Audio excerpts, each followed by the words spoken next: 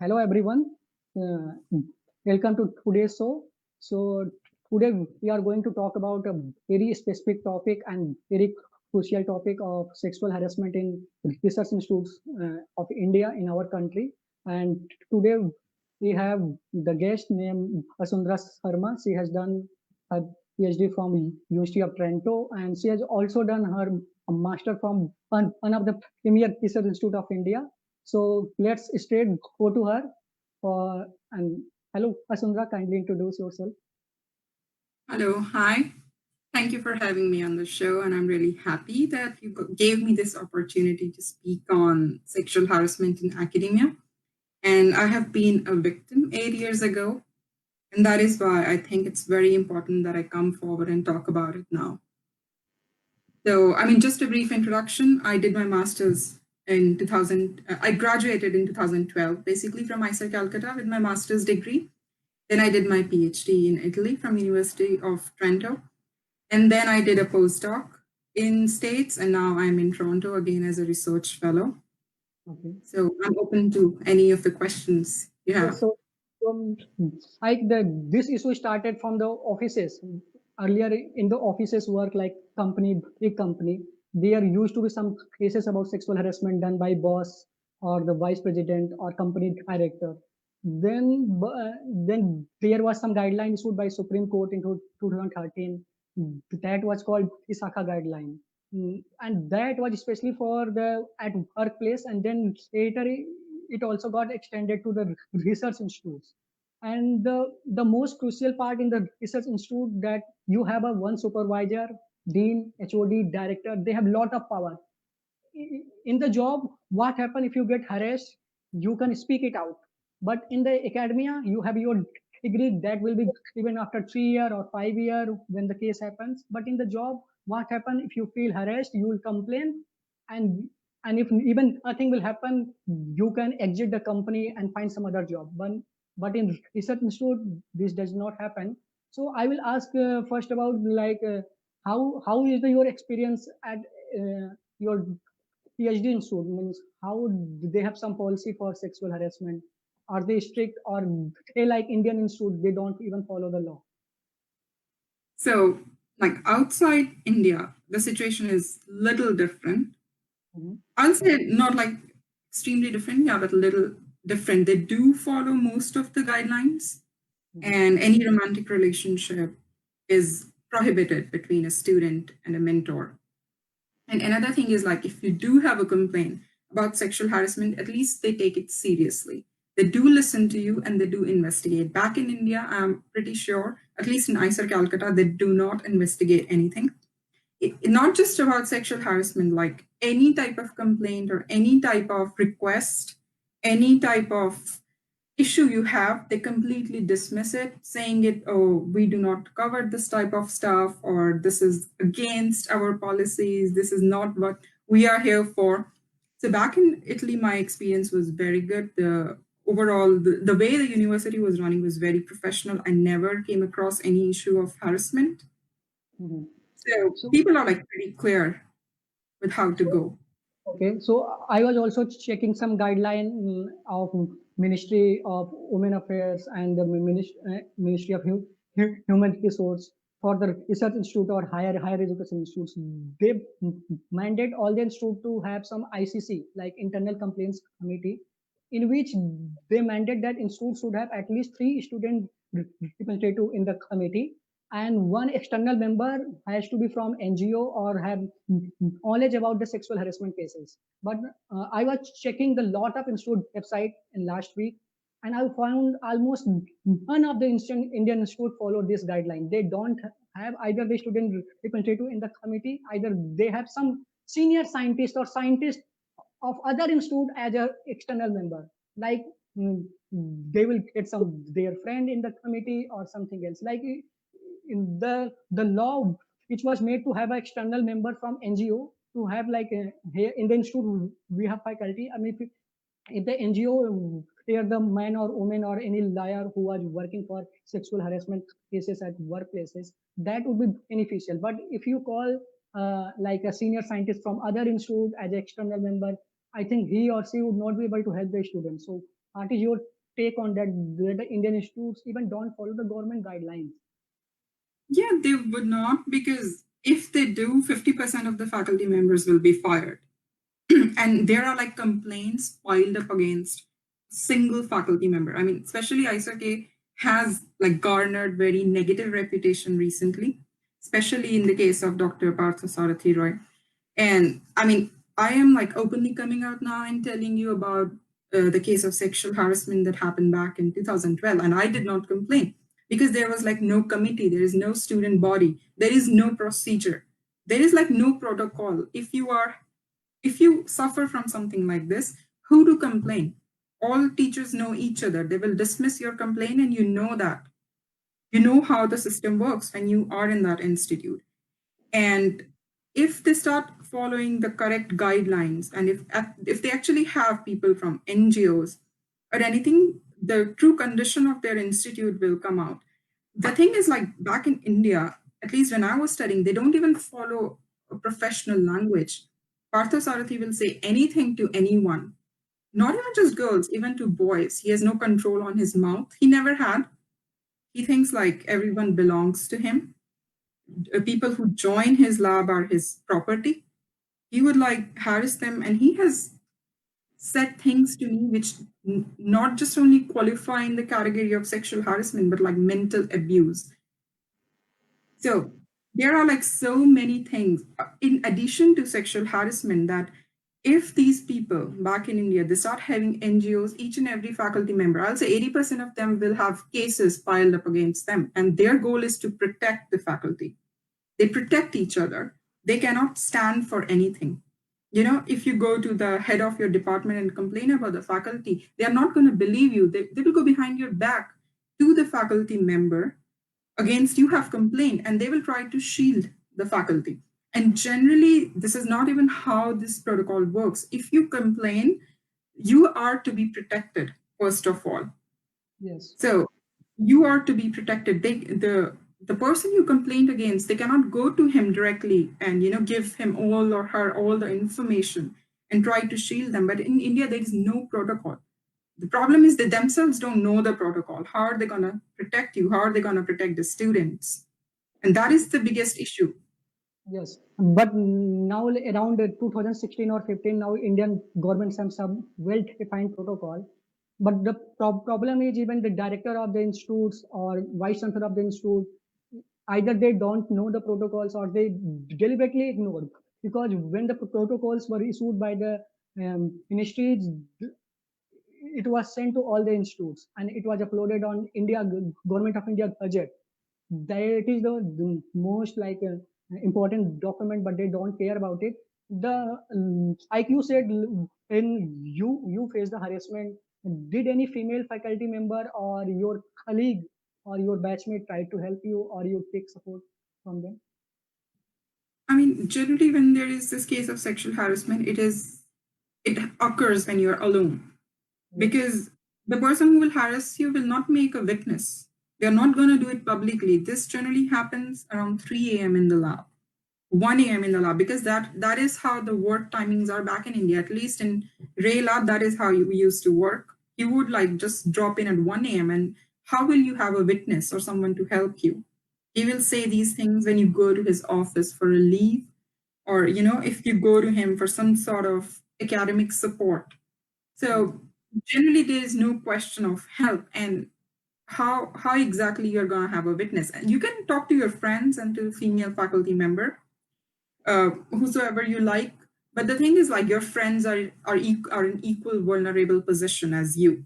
They are not going to jeopardize their career immediately and set down their foot and be on a revolt. And similarly with the female faculty members, they have like a beautiful system set up with other peers, that I scratch your back, you scratch mine. They'll just protect them. So that is why, like, never nothing is ever done, even if you complain. In my case, I did not. I rather decided to have my degree, my master's degree certificate, and leave from the institute. And when I did that, they were trying to stop it. Rather than even knowing that why I don't want to work here, I have been like crying all the times. the atmosphere was so abusive. Female faculties knew that.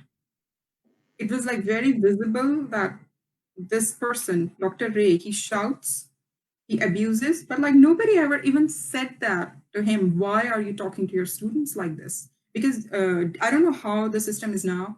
Back then, we used to have these common labs, open labs.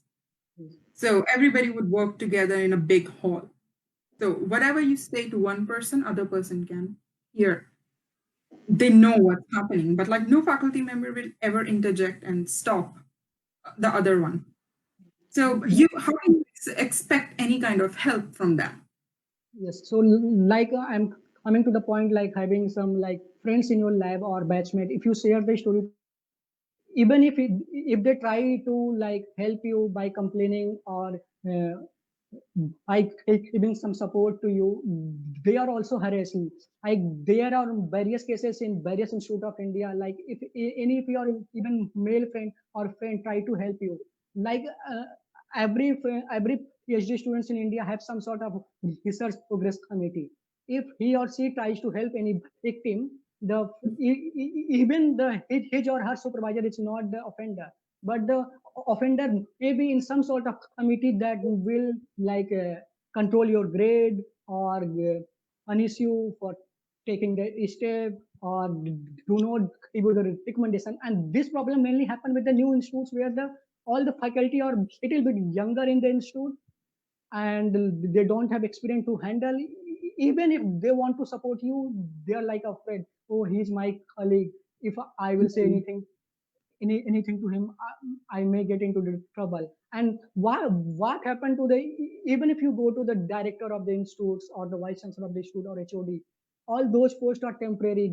They also do not want to get into the trouble. Like, oh, I have a post 5 year tenure. I will make everyone happy and go out from here. Otherwise, if I take any step, any faculty member, because what happened in India, lots of institute directors even have the sexual harassment complaint against them, or vice chancellor. So they also do not do anything against the faculty because they know they have also done various kind of misconduct. If they, they will take any actions, faculty might expose them. So there are a lot of issues, but the problem is now the like, let's say government have some guidelines in place, but the problem happens, suppose a case suppose an event or accident, bad unfortunate accident happens with the third year students or fourth year undergraduate students by a faculty member. Because now in the most Indian institutes, what happened, like the faculty members allowed for the third year fourth year students to do some sort of semester project or join the lab. So like you said, in the 3 a.m., 2 a.m., 2 a.m., some bad accident happened, but they are not ready to share the story. They are not ready to complain because it is like 3 years.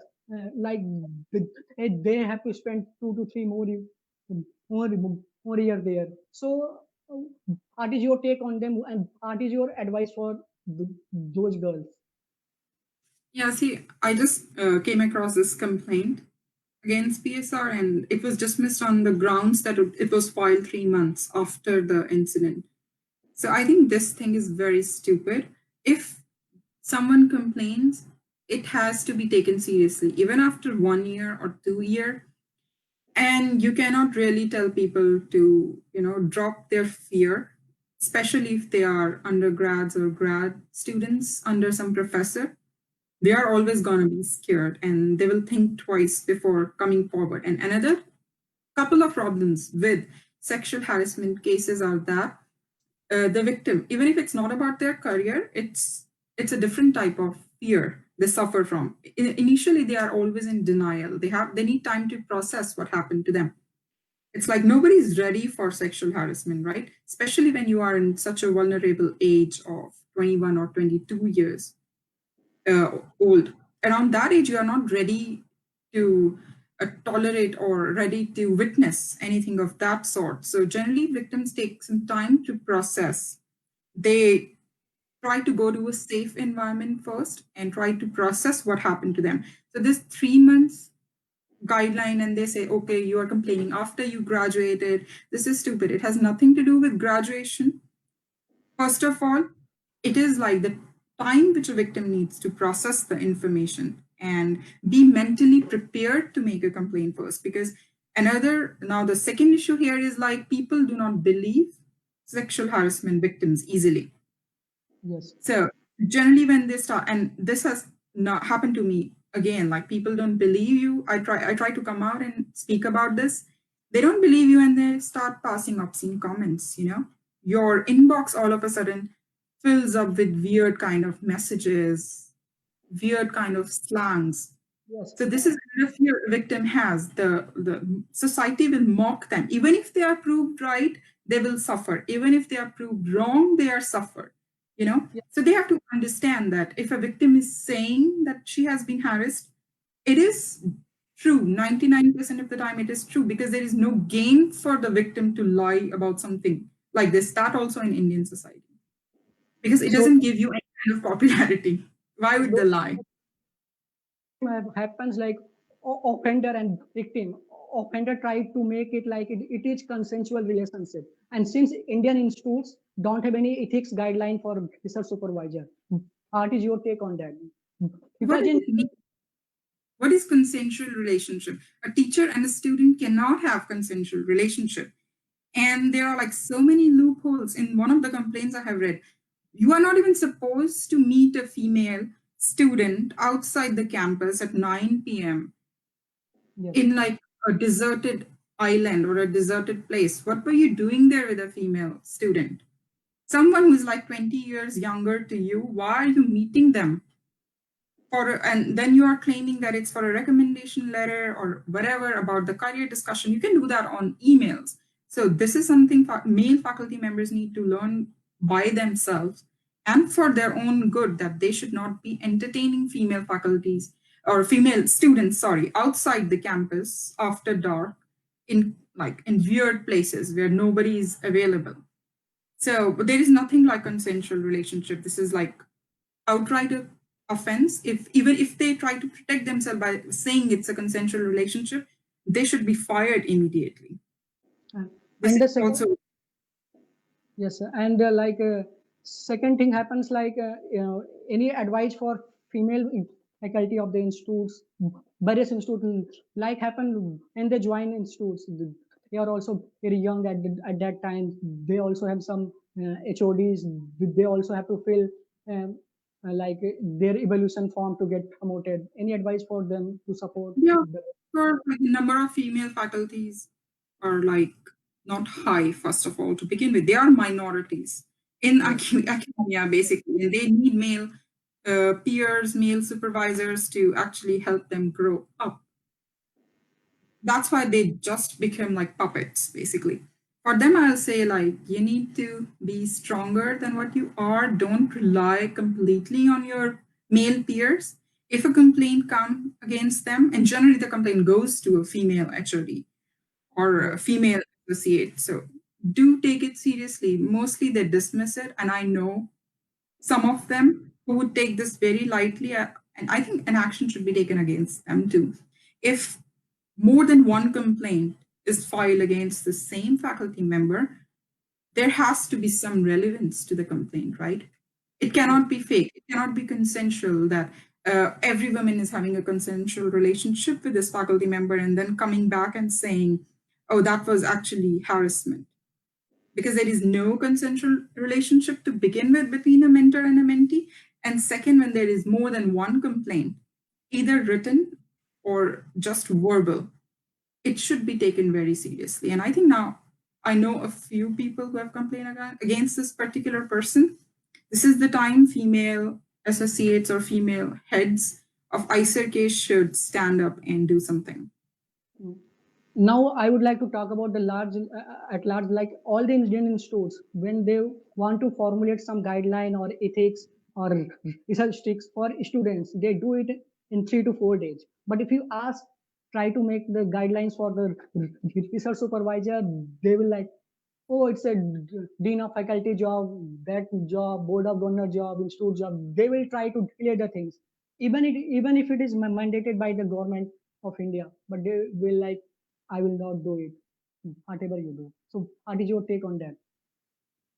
I mean, there has to be a separate body which looks at women's safety in workplace, the sexual misconduct cases. They cannot be like plain faculty members of the institute. Like you said, it has to be an NGO.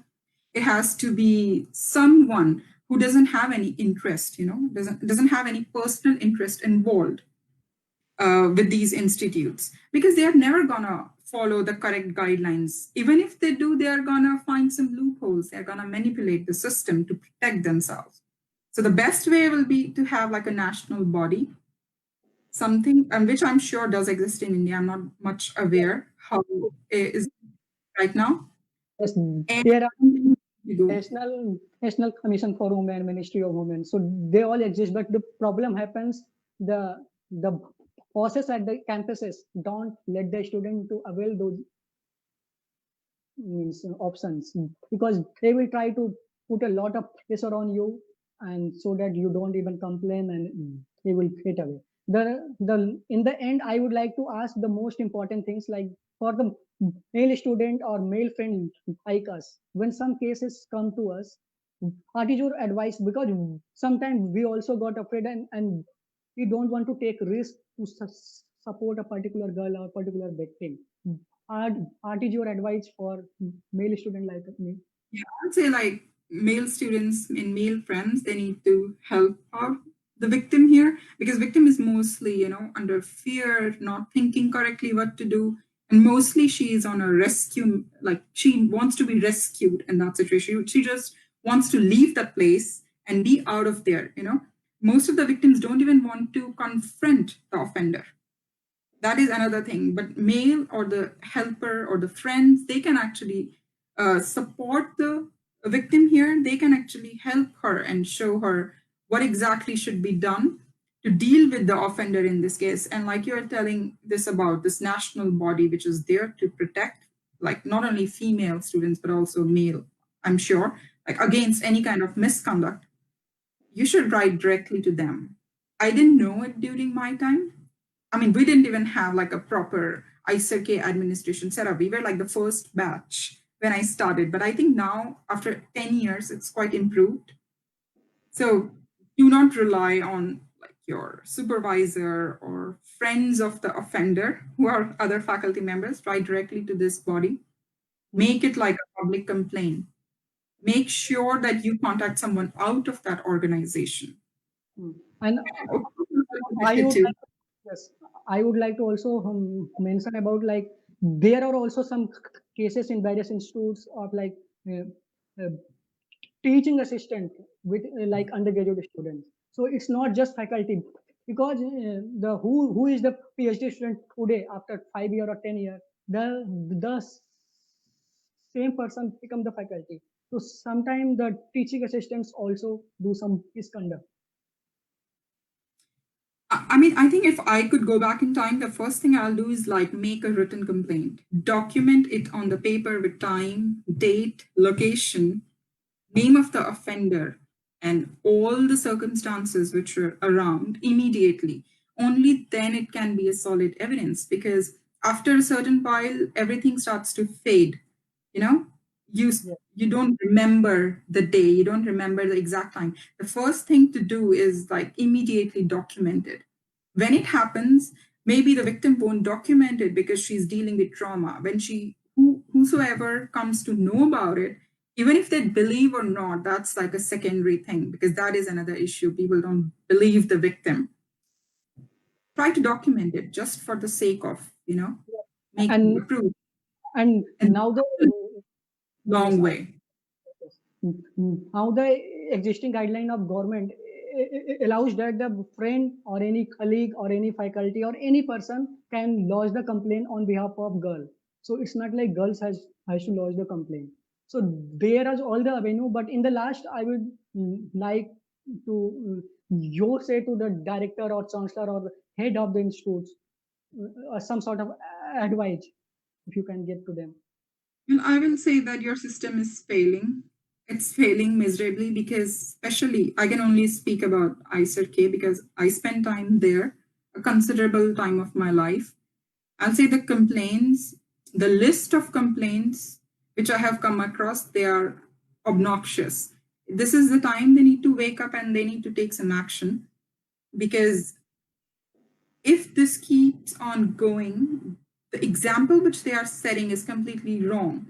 The supporters of these offenders, they are going to turn into similar kind of people. They are going to do the same thing when they reach in a position of power. They are going to mistreat their students, their female students. So they need to, like, introspect that what kind of society they are creating. This is the time to wake up. Don't make sex offenders.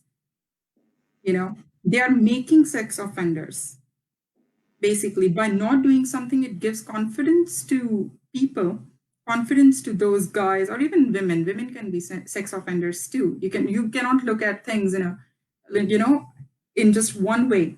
So you need to stop making sex offenders. You need to take some action now, so that there is an example in front of people what not to do. And also they are like breaking the morale of female students. Eventually they are going to stop pursuing any type of academic career. People are trying to go out of India all the time. This is another reason why people don't want to stay back in India and pursue, because they know the system is extremely faulty. The system is not to protect them, but to victimize them. So if they want people to stay back in India, pursue PhDs, come out as brilliant students, come out as moral people with good values, and not become sex offenders, then just like this particular person we have been talking about, please abolish your laws. Please follow the protocols and punish these sex offenders. This is the only request I have. They need to wake up. Okay, thank you very much for coming to my show and explaining about your perspective and also your experience at your institute in India. I few years back. So I would like to end this show.